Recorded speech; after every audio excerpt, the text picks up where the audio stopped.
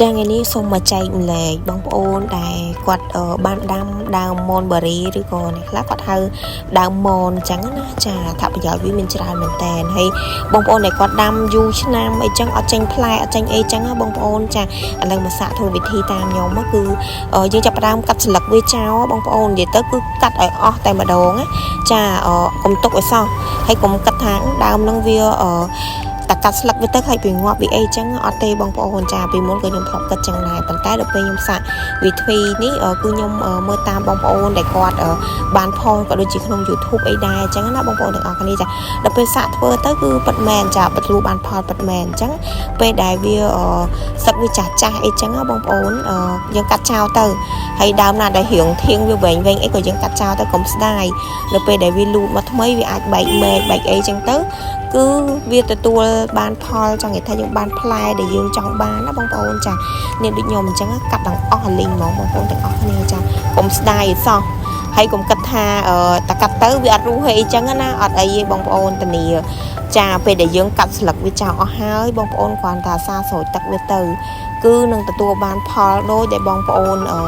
ចង់បានអញ្ចឹងចាឥឡូវនេះខ្ញុំចាប់ផ្ដើមកាត់ស្លឹកវាហើយដោយសារតែខ្ញុំដាក់វានៅចិត្តក្បាលរមណីទឹកអញ្ចឹងយើងមួតិចទៅដើម្បីឲ្យវាផ្សើមដីហ្នឹងចាបងប្អូននេះខ្ញុំកាត់អស់លីងអញ្ចឹងបងប្អូនចាកាត់ឲ្យអស់ហ្មងកុំស្ដាយហើយចាំមើលវានឹងចេញត្រួយថ្មីចាចេញត្រួយថ្មីនេះបងប្អូននេះកន្លែងដែលខ្ញុំច្អល់ហ្នឹងចាវានឹងចេញត្រួយថ្មីនៅតាមហ្នឹងបងប្អូនអាចមើលតាមធៀងវាបានចាវាចេញរឿងពកទូចហ្នឹងគឺត្រួយថ្មីឯងបងប្អូនទាំងអស់គ្នាចាអញ្ចឹងកុំស្ដាយសោះកាត់អស់ស្លឹកដូចខ្ញុំអញ្ចឹងនៅសល់តាមែកទេអត់មានស្លឹកអីសំបីតែមួយចាគឺកាត់ចោលមកកុំស្ដាយបងប្អូនហ្នឹងហើយហើយនៅពេលដែលបងប្អូនកាត់ហើយចាំមើលចាំបានប្រហែលជា10ថ្ងៃឬក៏2អាទិត្យចា2សប្តាហ៍បងប្អូនមើលណែចាខ្ញុំថតឲ្យបងប្អូនមើលចេញត្រួយចេញស្លឹកហើយគឺចាប់ផ្ដើមចេញផ្លែតែម្ដងបងប្អូនទាំងអស់គ្នានេះដោយសារតែខ្ញុំថតទៅវា focus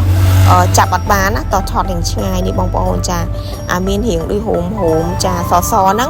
ងគឺស្តាប់ផ្លែនិយាយទៅគឺចេញត្រួយគឺចេញផ្លែតែម្ដងចាប៉ុន្តែ